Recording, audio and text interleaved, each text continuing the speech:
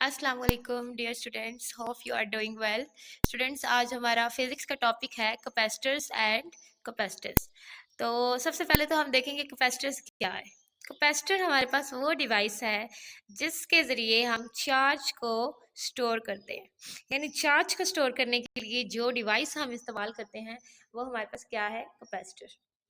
अगर हम कैपेसिटर का स्ट्रक्चर देखें कि कैपेसिटर किस तरह बना होता है, तो कैपेसिटर के अंदर हमारे पास दो थीन मेटल की प्लेट्स होती हैं, बिल्कुल बारीक सी दो मेटल की प्लेट्स। दोनों एक दूसरे के इस तरह पैरेलल पड़ी होती हैं और दोनों के दरमियान कुछ डिस्टेंस होता है, जिस डिस्टेंस के ज़रिए हमने दोनों प्लेट्स को सेपरेट किया होता है। उसके अलावा स्टूडेंट्स, दोनों प्लेट्स के दरमियान कोई मीडियम प्रेजेंट होता है। वो मीडियम इंसुलेटर होना चाहिए, चाहे वो एयर हो या कुछ और शीट हो किसी इंसुलेटेड मटेरियल की। और इंसुलेटर आपको पता है चार्जेस को कंडक्ट नहीं करते। तो दो तीन मेटल प्लेट्स के दरमियान डिस्टेंस से सेपरेट करके हमने दरमियान में क्या है, कुछ ना कुछ मीडियम रखा है। वो मीडियम किस चीज़ का है, इंसुलेटर का। इंसुलेटर है वो, और इस मीडियम को हम क्या बोलते हैं, डाई इलेक्ट्रिक। ओके, अब हम देखेंगे कि कैपेसिटर चार्ज को कैसे स्टोर करता है। जैसा कि अभी हमने देखा है कि कैपेसिटर के अंदर दो थिन मेटल प्लेट्स होती हैं और उनके दरमियान कोई ना कोई इंसुलेटेड मटेरियल होता है, और उस मीडियम को हम क्या बोलते हैं जो उनके दरमियान प्रेजेंट है, डाई इलेक्ट्रिक। मीडियम को क्या बोलेंगे, डाई इलेक्ट्रिक।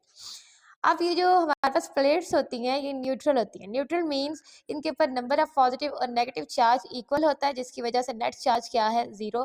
दोनों प्लेट्स कैपेसिटर की पहले न्यूट्रल होती हैं, लेकिन इनके अंदर चार्ज को स्टोर करवाने के लिए हम क्या करते हैं, इनको हम एक बैटरी के साथ कनेक्ट कर देते हैं। इस कैपेसिटर की इस प्लेट को हमने बैटरी के साथ कनेक्ट किया पॉजिटिव टर्मिनल के साथ, और दूसरी प्लेट को कनेक्ट कर दिया है बैटरी के नेगेटिव टर्मिनल के साथ। इस प्लेट का हमने नेम क्या दे दिया है, ए, और इसको क्या नेम दिया है, बी। अब क्या होगा, ये जो पॉजिटिव टर्मिनल है बैटरी का, ये इस प्लेट से इलेक्ट्रॉन लेके फ्लो करवा के किसको देगा, प्लेट बी को। नतीजा क्या होगा, इस प्लेट के ऊपर पॉजिटिव चार्ज और इसके ऊपर नेगेटिव चार्ज डेवलप हो जाएगा। कैसे, आप जानते हैं कि जब मेटल जो है वो इलेक्ट्रॉन दे देती है तो उसके ऊपर कौन सा चार्ज आ जाता है, पॉजिटिव।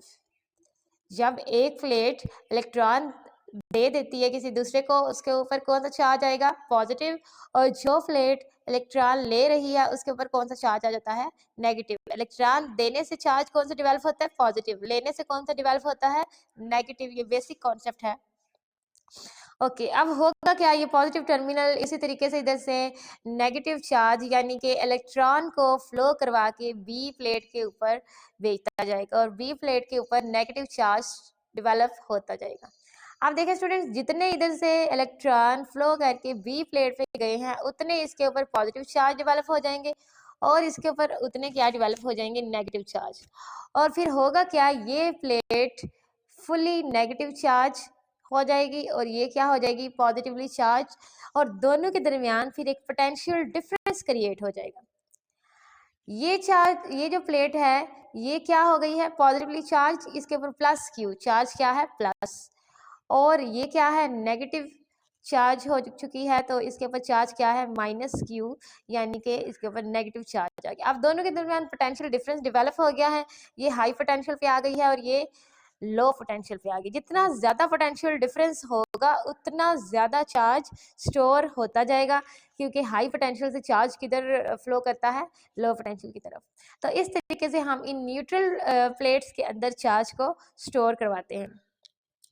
अब ऊपर से ये जो हमने डायग्राम से कैपेसिटर के ऊपर चार्ज को स्टोर करना सीखा है, इधर से हमारे पास एक रिलेशन आता है।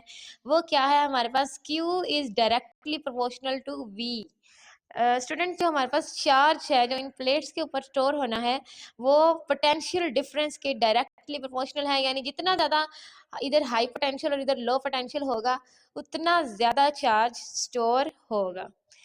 और अब यहाँ से हम प्रोपोर्शनैलिटी के साइन को खत्म करके क्या लगाएंगे, इक्वल, और कांस्टेंट हमारे पास क्या आ गया है, सी। ये सी हमारे पास क्या है, कांस्टेंट।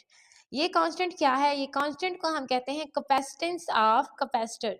ये कैपेसिटर की क्या है, कैपेसिटेंस। कैपेसिटेंस क्या है, किसी भी कैपेसिटर की चार्ज को स्टोर करने की एबिलिटी, चार्ज को स्टोर करने की सलाहियत को हम बोलते हैं कैपेसिटेंस। और इसका फार्मूला हमारे पास है C is equal to Q over V. जितना ज़्यादा चार्ज स्टोर होगा उतनी ज़्यादा कैपेसिटेंस होगी, जितना कम चार्ज स्टोर होगा उतनी कम क्या होगी, कैपेसिटेंस।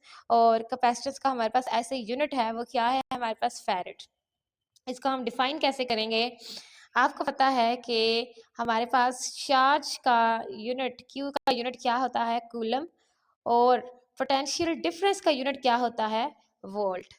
तो हम इसको डिफाइन कैसे करने लगे हैं, ऐसे यूनिट है जो हमारे पास फैरेड, उसको अगर हम 1 कूलम चार्ज देंगे कैपेसिटर की प्लेट को, कैपेसिटर की प्लेट को कितना चार्ज देंगे, 1 कूलम, और उसके अंदर पोटेंशियल डिफरेंस कितना डेवलप होगा, 1 वोल्ट। अगर हम 1 कूलम चार्ज देंगे कैपेसिटर की प्लेट्स को और पोटेंशियल डिफरेंस 1 वोल्ट प्रोड्यूस हो जाएगा, तो उसकी कैपेसिटेंस किसके इक्वल हो जाएगी, 1 फैरेड के। तो ये आपके पास क्या है, यूनिट है कैपेसिटेंस का, फैरेड, जिसकी डेफिनेशन ये आपकी बुक के ऊपर दी हुई है।